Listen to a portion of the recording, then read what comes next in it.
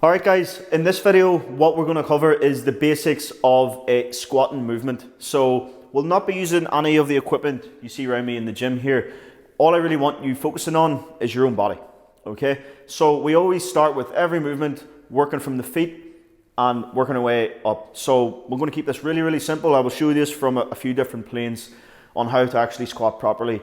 A few myths: you do not have to prevent your knees going in front of your toes. Alright. You also don't have to keep your feet dead straight. And there are a few other myths that we'll kind of debunk as we go through this. So if I was to ask you right now just to perform a squat, you will all perform it different ways based on limb length, your current mobility, and just your biomechanics and just the way your body moves. So for some of you, squats actually won't, a general squat movement actually won't be very suitable for a lot of you based on usually just limb length and mobility. Okay, so longer limb people usually have a bit of an issue performing squats, and there are other exercises that you can do. Alright, so there's never such a thing as you have to do X exercise. You have to do a certain exercise to get bigger legs or stronger legs, or you have to do a certain exercise to get bigger, stronger chest, back, arm, whatever. That's not the case. Okay, you make sure that the exercise fits you. You don't want to fit the exercise. So keep that in mind every time we're going through every other series in the lab here in regards to movement patterns. So if I'm squatting just from the front, I always start with feet first.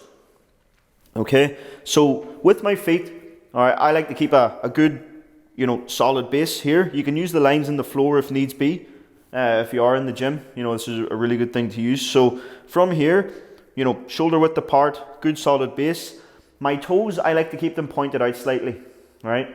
If I have my toes pointed inwards, and the way your joints work is that your ankle, knees and hips all need to be in line. If my toes are pointed forward, they're not in line. Your hips are here, your knees come in slightly, very slightly, but you will notice it, and then your ankles go back out again, so it's crooked. If I'm applying a force to something that's crooked, the force is always going to show up where it's weakest, and that's going to be in your knees. So you hear people talk about I get sore knees when I squat. This could be one reason why. So how do we solve that problem? We just turn our toes out slightly. 10 to 2 on the clock, 5 to 1 on the clock. I usually just kind of go like a 5 to 1 stance. All right. You can keep a wider base if you want. That's perfectly fine. And everything always starts with the hips.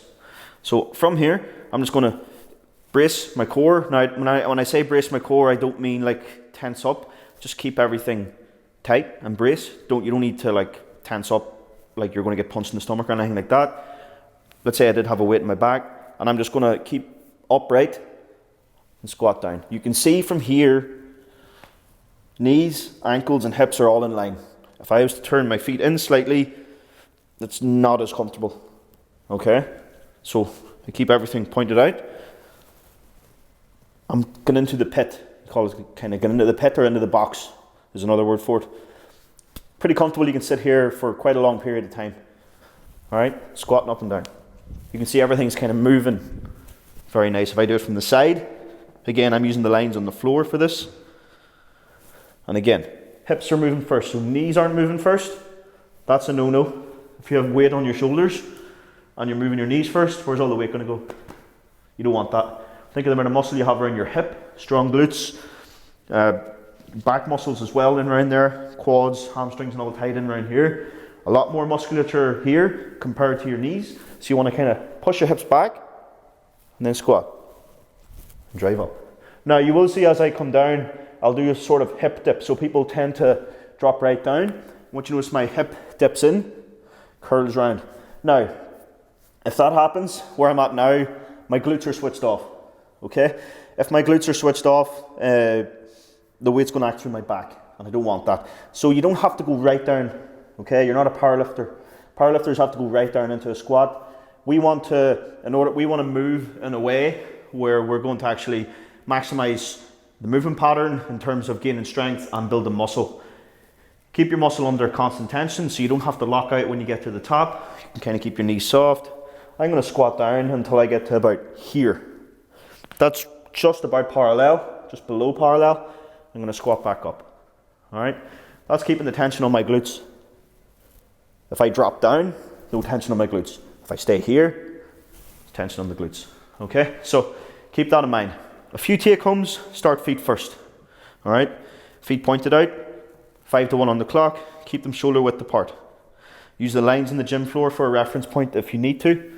Look straight forward, or what I get clients to do is look down into the floor, like the corner of the floor, the vertex where the floor meets the wall. If you're in a squat rack, very, very good place to look. If I have my head up all the time, it's putting a lot of pressure on my neck. I don't want that. If I keep my head down, chin down, and I'm focusing, then number one, you're going to be focused on the set. You're not getting distracted by anything going on around you, and you're also going to be braced. Okay? So feet, 5 to 1, shoulder width apart, head down. Let's say I had a safety bar squat or goblet squat here. Then I squat and up. And that's how we squat.